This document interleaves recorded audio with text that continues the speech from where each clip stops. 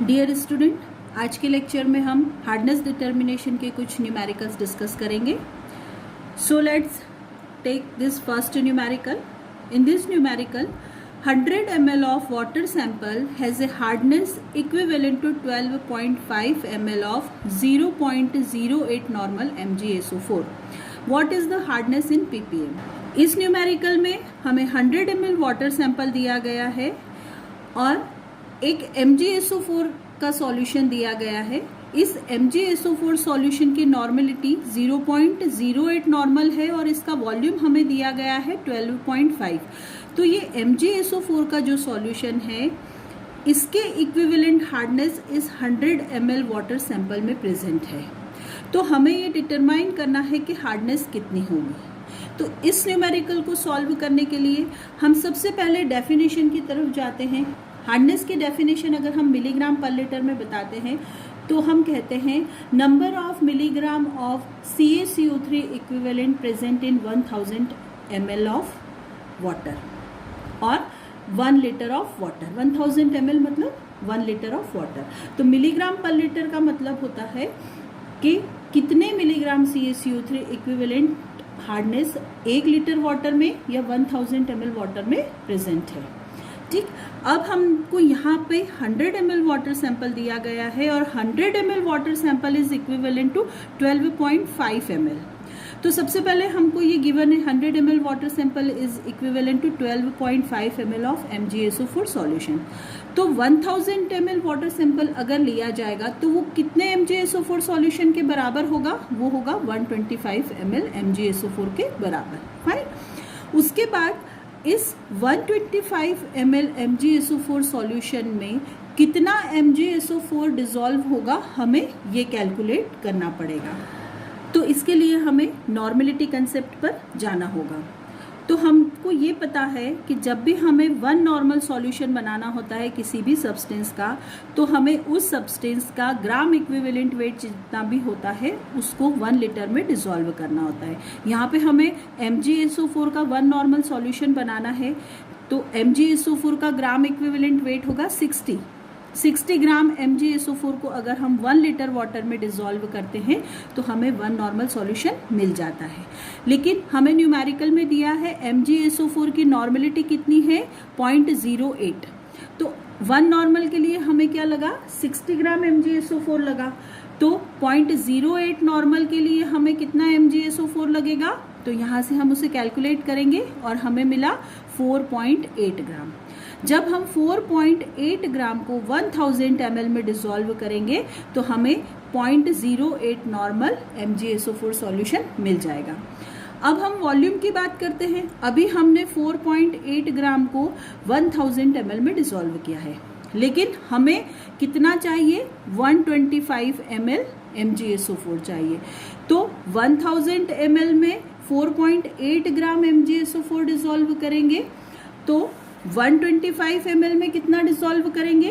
तो यहाँ से हम उसको कैलकुलेट करेंगे 4.8 अपॉन 1000 इंटू 125. ये अमाउंट हमें मिलेगा 0.6 ग्राम. इसको हमने कन्वर्ट किया मिलीग्राम में. So we will get this 600 milligram. तो जब हम 600 मिलीग्राम MgSO4 को 125 ml में डिसॉल्व कर देंगे तो ये हमें मिलेगा 0.08 नॉर्मल सॉल्यूशन. अब ये अमाउंट हमें जो यहाँ पे मिला है 600 मिलीग्राम, हम इसको CaCO3 इक्विवेलेंट में कन्वर्ट करेंगे. तो CaCO3 इक्विवेलेंट में कन्वर्ट करने के लिए हमें फॉर्मूला पता है, mass of hardness producing substance into multiplication factor. तो CaCO3 इक्विवेलेंट हमें निकालना है या CaCO3 इक्विवेलेंट को हम कह सकते हैं हार्डनेस ऑफ वाटर. ठीक. अब mass of hardness producing substance यहाँ पर कितना है? 600 मिलीग्राम.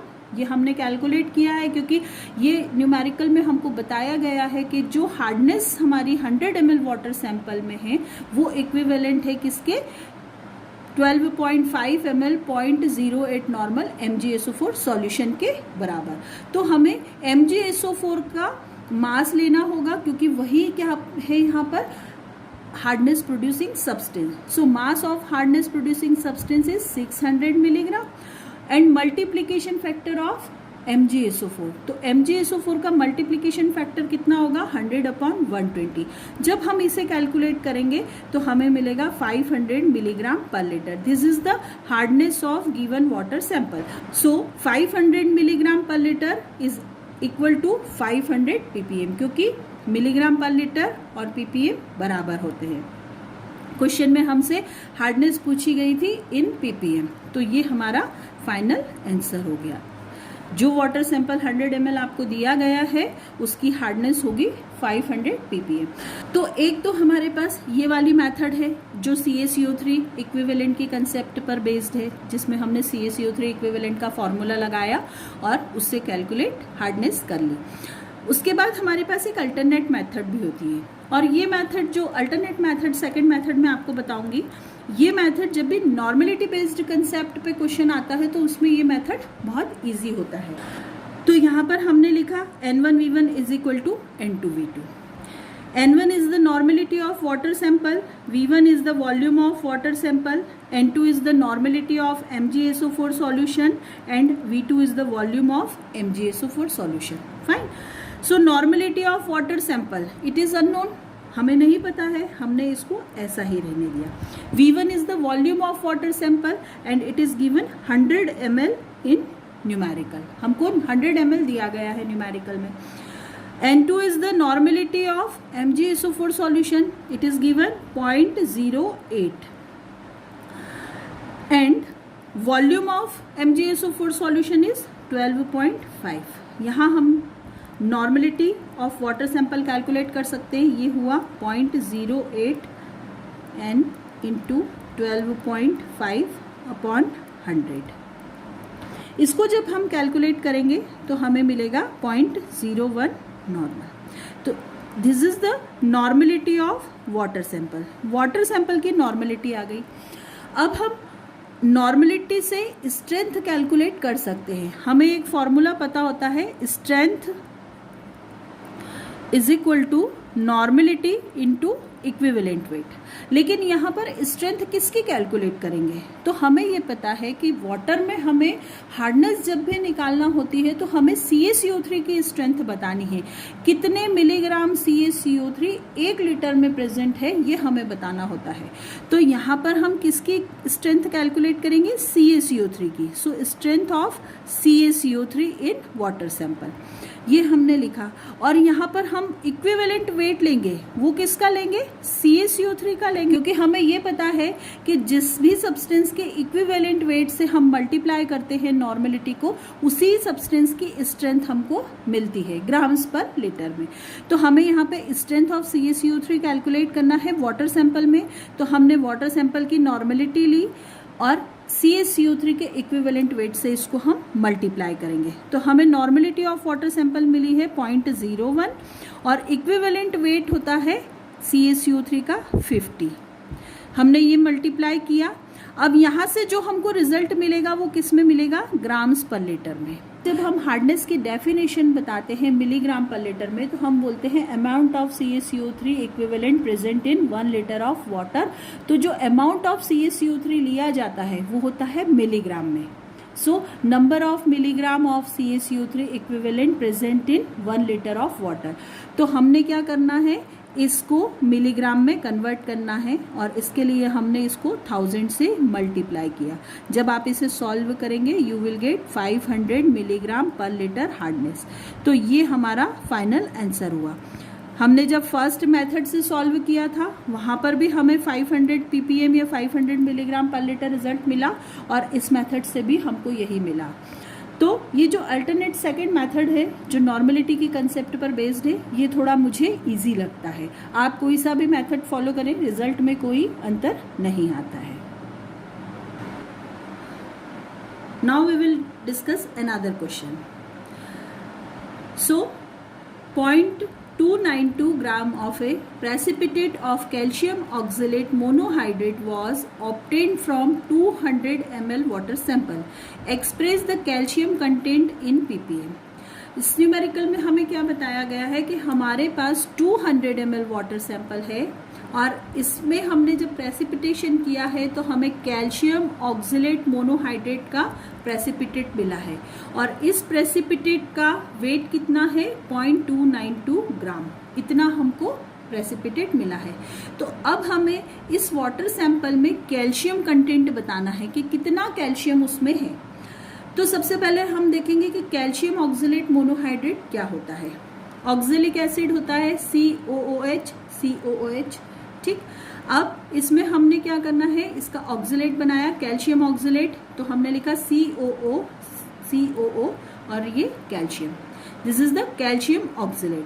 मोनोहाइड्रेट मतलब एक वाटर मॉलिक्यूल इसमें जुड़ा हुआ है, हमने एक वाटर मॉलिक्यूल इसमें लगा दिया, this is the calcium oxalate monohydrate, calcium oxalate monohydrate.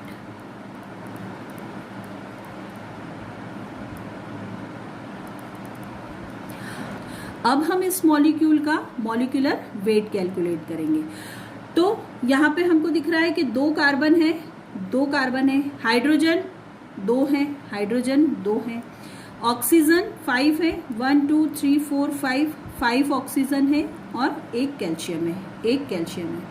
इन सब का वेट हमने लिया तो 12 × 2 होगा, कार्बन का वेट होता है 12 और उसमें 2 कार्बन है हमारे पास, तो ये 12 × 2 हुआ तो ये हुआ 24।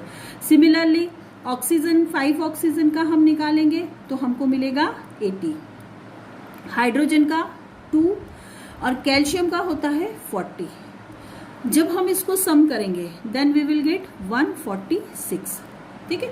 तो ये हमको इसका मॉलिक्यूलर वेट मिल गया। इस कैल्शियम ऑक्जेलेट मोनोहाइड्रेट का मॉलिक्यूलर वेट कितना होगा 146 ग्राम, ठीक। अब 146 ग्राम कैल्शियम ऑक्जेलेट मोनोहाइड्रेट कंटेन्स 40 ग्राम कैल्शियम, ये चीज हमको फिक्स है क्योंकि जब हमने इसको वेट किया तो हमें ये पता है कि कैल्शियम का कंट्रीब्यूशन इसमें हमेशा कितना है 40 ही होगा, क्योंकि कैल्शियम का वेट ही 40 है, तो कैल्शियम का वेट फिक्स हुआ 40। तो इसका टोटल मॉलिक्यूल का वेट कितना है 146 और इस 146 में से 40 किसका है कैल्शियम का। तो हमको ये पता है 146 ग्राम कैल्शियम ऑक्जेलेट मोनोहाइड्रेट कंटेन्स 40 ग्राम कैल्शियम। तो हमें कितना प्रेसिपिटेट मिला है कैल्शियम ऑक्जेलेट मोनोहाइड्रेट का 0.292 ग्राम। तो 0.292 ग्राम कंटेन्स 40/146 इंटू 0.292 ग्राम कैल्शियम, इतना कैल्शियम हमको इसमें मिल गया है, ठीक है। अब इसको जब आप कैलकुलेट करेंगे तो ये आपको मिलेगा 0.08 ग्राम। तो ये 0.08 ग्राम calcium present in 0.292 gram PPT, fine. अब ये जो पीपीटी बना था ये किस में से बना था 200 ml वाटर सैंपल में से। सो 200 ml वाटर सैंपल का कैल्शियम कंटेंट कितना आया 0.08 ग्राम, क्योंकि ये प्रेसिपिटेट पूरा किसका है कैल्शियम ऑक्जेलेट मोनोहाइड्रेट का और इस प्रेसिपिटेट में कैल्शियम का कंट्रीब्यूशन कितना है 0.08 ग्राम और ये प्रेसिपिटेट हमको मिला है 200 ml वाटर सैंपल से। सो 200 ml वाटर सैंपल कंटेन्स 0.08 ग्राम कैल्शियम, ये हमको यहाँ से पता चल गया। तो हमको ये पता है कि जब भी हम कैल्शियम कंटेंट ppm में निकालेंगे तो हमको मिलीग्राम पर लीटर की बात करना है। तो पहली चीज तो हमारा वेट आएगा मिलीग्राम में और उसके बाद उसको हमको 1 लीटर के लिए बताना होता है, या 1 लीटर बोले हम या फिर बोले 1000 ml। तो 200 ml में तो हमको पता चल गया, we can calculate this for 1000 ml। So 1000 ml water sample content 0.4 gram calcium. इसको जब आप कैलकुलेट करेंगे 0.08/200 इंटू 1000, जब आप इसको कैलकुलेट करेंगे तो आपको क्या मिलेगा 0.4 ग्राम कैल्शियम मिलेगा। अब ये आपको मिला है ग्राम्स में, अभी हमारी रिक्वायरमेंट है इसको मिलीग्राम में कन्वर्ट करने की। तो इसको मिलीग्राम में कन्वर्ट करने की आप क्या करेंगे 0.4 इंटू 1000 करा, so you will gate 400 milligram. So this is the calcium content present in 1000 ml water sample. तो यहाँ पे हमने लिखा 400 मिलीग्राम पर लीटर और 400 मिलीग्राम पर लीटर हमें ये पता है कि मिलीग्राम पर लीटर और ppm बराबर होते हैं। तो ये 400 ppm कैल्शियम कंटेंट इसमें हो जाएगा। अब नेक्स्ट क्वेश्चन हम लेते हैं जो फिर से नॉर्मलिटी के कंसेप्ट पर बेस्ड है।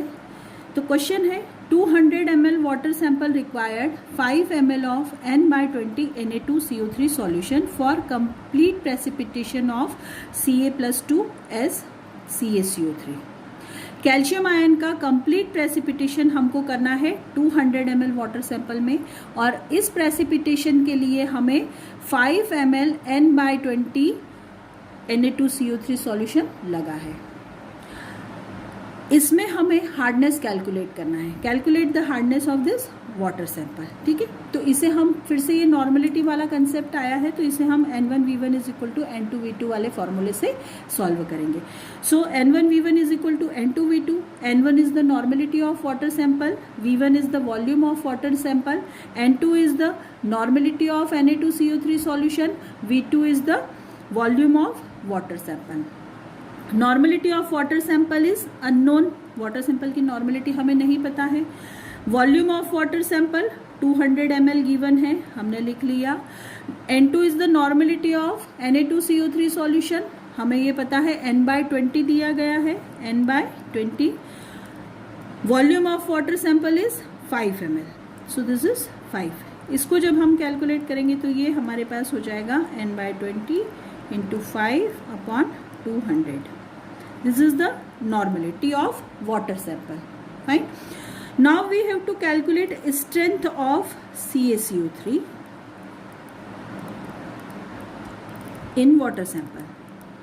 वाटर सैंपल में हमको CaCO3 की स्ट्रेंथ पता लगानी है, तो हमें फॉर्मूला पता है, normality into equivalent weight is equal to strength होता है। यहाँ पर इक्विवेलेंट वेट हम फिर से किसका लेंगे, CaCO3 का, ये फॉर्मूला हुआ हमारा। अब नॉर्मलिटी कितनी आई हमारी, N/20 इंटू 5/200। उसके बाद हम इक्विवेलेंट वेट लेंगे CaCO3 का, वो होता है 50। यहाँ से जो रिजल्ट आपको मिलेगा वो मिलेगा ग्राम्स पर लीटर में, और हमें रिजल्ट बताना होता है मिलीग्राम पर लीटर में। तो हमने इसे लिया 5/200 इंटू 50 इंटू 1000। अब हम इसे सॉल्व करेंगे।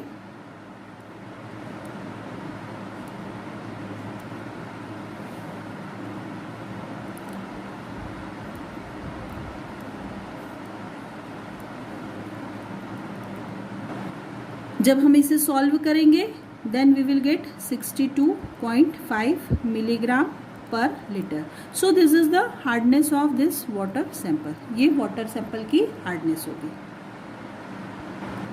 Now we will take next question. So in this question 25 ml of 0.1 normal Na2CO3 solution was added to 100 ml of a sample of hard water. The filtrate from the above required 30 ml of 0.05 normal H2SO4 for complete neutralization. Calculate the hardness of water sample. अब ये question देखिए, ये direct नहीं है, ये question जो है ये थोड़ा सा इनडायरेक्ट क्वेश्चन है। इस क्वेश्चन में क्या बोला गया है, हमें आपके पास एक 100 ml वाटर सैंपल है, 100 ml वाटर सैंपल आपने लिया हुआ है, और ये कैसा है, हार्ड वाटर है। ठीक है, ये हार्ड वाटर है। इसमें हमने ऐड किया है 25 ml 0.1 नॉर्मल Na2CO3 सॉल्यूशन। तो जब Na2CO3 सॉल्यूशन को आप हार्ड वाटर में ऐड करेंगे तो इसमें क्या होगा, कैल्शियम जितना भी होगा वो CaCO3 बना के प्रेसिपिटेट आउट होने लग जाएगा, तो कुछ प्रेसिपिटेट फॉर्मेशन यहाँ पे होगा। अब ये जो 25 ml लिया है इसमें से कुछ अमाउंट जो है प्रेसिपिटेशन में इन्वॉल्व हो जाएगा और कंज्यूम हो जाएगा। ठीक है, अब आप क्या कर रहे हैं, जो बचा हुआ है इस 25 ml में से जो बच गया है आप उसको मेजर कर रहे हैं। You are measuring left over amount of Na2CO3 with the help of H2SO4। तो न्यूमेरिकल में हमको बोला है जब आपने यहाँ पे प्रेसिपिटेट बन गए, इस प्रेसिपिटेट को फिल्टर कर लिया, तो ये जो फिल्ट्रेट आपको मिला है इस फिल्ट्रेट को जब आपने टाइट्रेट किया H2SO4 से, तो फिल्ट्रेट में क्या होगा, लेफ्ट ओवर अमाउंट आएगा, जितना रिएक्शन में इन्वॉल्व हो गया, प्रेसिपिटेशन में इन्वॉल्व हो गया, वो हट गया, और जो लेफ्ट ओवर रहेगा वो इस फिल्ट्रेट में आएगा, और उस Na2CO3 की रिएक्शन होगी इस H2SO4 के साथ। तो ये हमें लगा है 30 ml 0.05 नॉर्मल। ठीक है, तो ये इस तरह से क्वेश्चन है। अब हमें बताना है कि वाटर सैंपल की हार्डनेस कितनी होगी। तो चूंकि ये फिर से वही नॉर्मलिटी बेस्ड कंसेप्ट है, तो हम फॉर्मूला लगाएंगे N1V1 is equal to N2V2। ठीक है, अब यहाँ पे सबसे पहले आप क्या करेंगे, जो अमाउंट Na2CO3 का रिएक्शन में इन्वॉल्व हुआ है, जिसने प्रेसिपिटेट बनाए हैं, हम सबसे पहले क्या करेंगे, उसको फाइंड आउट करेंगे। तो मतलब हमें क्या फाइंड आउट करना है, we have to find out volume of Na2CO3 solution. Na2CO3 solution का वॉल्यूम फाइंड आउट करना है, जिसने क्या करा है, रिएक्शन किया है। तो वो हम पता लगाएंगे N1V1 is equal to N2V2 से।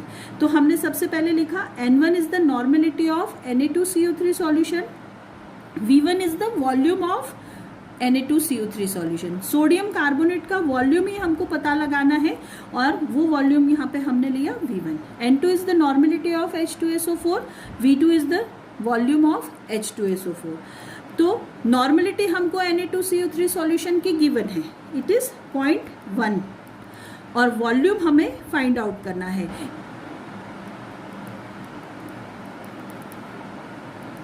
अब हम ये सोचेंगे कि भाई हमें Na2CO3 की नॉर्मेलिटी भी गिवन है और वॉल्यूम भी गिवन है 25 ml में, तो हम ये वाला फॉर्मूला यहाँ पर क्यों लगा रहे हैं, Na2CO3 और H2SO4 के साथ क्या कर रहे हैं हम, ये क्या हो रहा है।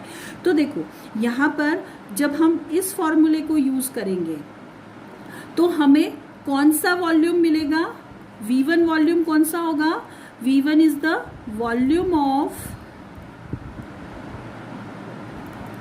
Na2CO3 रिएक्टेड विथ H2SO4, क्योंकि ये फिल्ट्रेट में जो हमें वॉल्यूम मिला है, ये यहाँ पर वो वॉल्यूम है 25 ml ओवरऑल Na2CO3 का वॉल्यूम है। तो मैंने आपको बताया कि कुछ 25 ml में से कुछ अमाउंट में Na2CO3 रिएक्शन में इन्वॉल्व हो गया, उसने प्रेसिपिटेट फॉर्म कर लिए, और कुछ रहेगा जो कि फिल्ट्रेट में आ जाएगा। तो वो जो फिल्ट्रेट में Na2CO3 आएगा, वो कितना वॉल्यूम आएगा, उसको पता लगाने के लिए हमको क्या करना है, उसकी H2SO4 के साथ न्यूट्रलाइजेशन रिएक्शन करवाना है। तो जब हम ये न्यूट्रलाइजेशन रिएक्शन करवाई एसिड की बेस के साथ, तो हमें 0.05 नॉर्मल का 30 ml H2SO4 लगा था। तो हमने यहाँ पे N1V1 is equal to N2V2 वाला फॉर्मूला यूज किया। Normality of Na2CO3 is 0.1, V1 is the volume of Na2CO3 solution reacted with H2SO4, H2SO4 के साथ जो रिएक्शन करेगा। नॉर्मेलिटी ऑफ H2SO4 0.05 गिवन है, और उसका वॉल्यूम दिया गया है 30। यहाँ से जब हम इसे सॉल्व करेंगे तो ये हो जाएगा 30.05 अपॉन 0.1। तो ये जो वॉल्यूम आएगा इट इज 15 ml। अब ये 15 ml वॉल्यूम मतलब जो आपको किस में मिला है, फिल्ट्रेट में मिला है। ठीक है, फिल्ट्रेट में ये मिला है, means this is the unreacted, not reacted with water.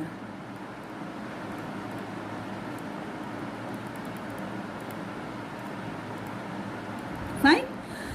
अब हमें दो वॉल्यूम Na2CO3 के पता चल गए। स्टार्टिंग में हमने कितना ml लिया था, 25 ml, बचा कितना, 15 ml।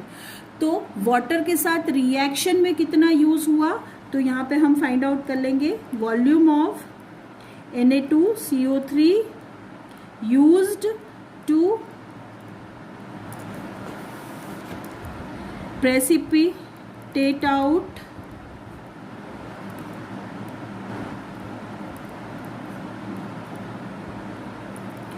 तो यहाँ से हम Na2CO3 का वो वॉल्यूम कैलकुलेट करेंगे जो वाटर सैंपल की हार्डनेस को प्रेसिपिटेट आउट करने में यूटिलाइज हुआ है। ठीक है, तो इनिशियल वॉल्यूम हमारा था 25 ml, this is the volume of Na2CO3 taken minus volume of Na2CO3 left तो वो है 15 ml, तो यहाँ से हमें मिला 10 ml.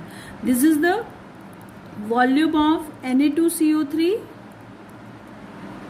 Reacted with water. Water के साथ जिसने रिएक्शन किया वो वॉल्यूम हमें कितना मिला है, 10 ml. फाइन. उसके बाद अगेन हम फॉर्मूला लगाएंगे, N1V1 is equal to N2V2. अब इस केस में N1V1 जो है Na2CO3 की नॉर्मेलिटी और वॉल्यूम हमने लिया है, और N2V2 अब हो जाएगा वाटर सैंपल के लिए. आप इनको रिवर्स भी कर सकते हैं, कोई दिक्कत नहीं. आप इसको N1V1 is equal to N2V2 is equal to N3V3 वाला उससे भी आप कैलकुलेट कर सकते हैं. जैसे वाटर सैंपल के लिए हम N3V3 कर लें, क्योंकि हमने N2 और V2 H2SO4 के लिए लिया था, तो हम इसे क्या करते हैं, N3V3 कर लेते हैं, कोई फर्क नहीं पड़ता. ठीक है. N1 is the normality of Na2CO3 solution, ये हमको 0.1 गिवन है. V1 is the volume of Na2CO3 solution reacted with water, तो वो हमने फाइंड आउट किया है 10 ml, तो यहाँ पे हम रखेंगे 10 ml. ठीक है. Is equal to N3V3. N3 is the normality of water sample, ये हमें पता नहीं है, और volume of water sample is V3, तो ये हमें गिवन है 100 ml. यहाँ से हमें मिल जाएगा N3, तो ये कितना हो जाएगा, N3 0.1 into 10 upon 100. This is the normality of water sample. Now we have to calculate strength of CaCO3 in water sample. तो उसके लिए हम क्या करेंगे, नॉर्मेलिटी ऑफ वाटर सैंपल लिखेंगे N3 and equivalent weight of CaCO3 लिखेंगे. Fine. Normality कितनी हमको मिली है, 0.1 into 10 upon 100. This is the normality of water sample. Equivalent weight of CaCO3 is 50. जब इसे कैलकुलेट करते हैं then we will get our answer in gram per litre. यहाँ से हमें ग्राम पर लीटर में आंसर मिलेगा, लेकिन हमें हार्डनेस को मिलीग्राम पर लीटर में कैलकुलेट करना है, तो आप इसे 1000 से मल्टीप्लाई कर दें, then you will get your result in milligram per litre. तो अब जब हम इसे कैलकुलेट करेंगे then we will get answer 500 milligram per liter. So this is the hardness of water sample. Fine. तो डियर स्टूडेंट्स, आज हमने कुछ न्यूमेरिकल्स नॉर्मेलिटी के कंसेप्ट पर बेस्ड सॉल्व किए हैं. तो आपको आज का वीडियो अच्छा लगा हो तो आप इसे लाइक कीजिएगा, शेयर कीजिएगा और मेरे चैनल को सब्सक्राइब कीजिएगा. Thank you students. Take care.